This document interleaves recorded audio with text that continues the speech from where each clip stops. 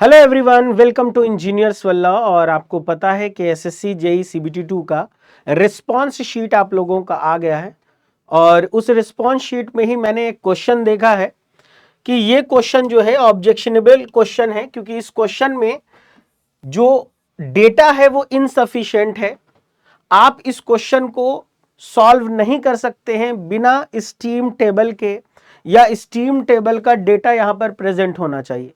Actually देखिए question क्या है ना, क्वेश्चन नंबर 22 करके है। इसमें आपको लिखा हुआ है कि steam power plant operates on an ideal regenerative Rankine cycle. Regenerative Rankine cycle का क्वेश्चन है। अगर आप रीजनरेटिव रैंकाइन साइकिल के क्वेश्चंस को देखते हैं, आइडियल रीजनरेटिव रैंकाइन साइकिल, तो इस तरीके से हम लोग, जैसे यहां पर टरबाइन साइड है और इस तरीके से आ रहा है। आपको ये कह रहा है कि 1 से लेकर के 2, 2 के बाद 3, और यहां पर आपको रीजनरेशन हो रहा है। देखिएगा ध्यान से।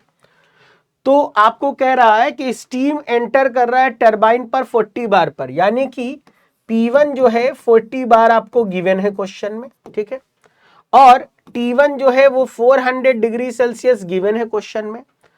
कह रहा है कि fraction of steam is bled at 10 bar, यानी कि आप इस स्टीम में से 10 बार पर थोड़ा सा स्टीम निकाल ले रहे हो। दैट इज कि यहां पर जो प्रेशर है वो 10 बार है, और इस 10 बार पर आप फ्रैक्शन ऑफ स्टीम को क्या कर रहे हो, निकाल रहे हो, ठीक है। द कंडेंसर प्रेशर इज इतना, यहां पर आपको कह रहा है कि कंडेंसर प्रेशर जो है 0.8 बार आपको हो गया है। पंप वर्क को निग्लेक्ट कर दो, इसीलिए पंप मैंने नहीं बनाया, पंप वर्क को निग्लेक्ट कर दो। What is the thermal efficiency of the, आपको क्या कह रहा है, साइकिल कह रहा है आपको, ठीक है। अब thermal efficiency of the cycle आपको निकालनी है। कैसे निकालोगे आप? तो यहां पर देखो, उसको इंथैल्पी देनी पड़ेगी, तभी जाकर के आप क्या कर पाओगे। टरबाइन जो है, इस टरबाइन के लिए आपको क्या करना पड़ेगा, एंथैल्पी निकालनी पड़ेगी। और टरबाइन के लिए अगर आप एंथैल्पी निकाल पाओगे, तभी जाकर के तुम थर्मल इफिशिएंसी कैलकुलेट कर पाओगे। क्योंकि थर्मल इफिशिएंसी क्या होगी, थर्मल इफिशिएंसी जो होगी आपको नेटवर्क अपॉन हीट सप्लाई होगी, और नेटवर्क होगा आपको turbine minus pump upon Q supply.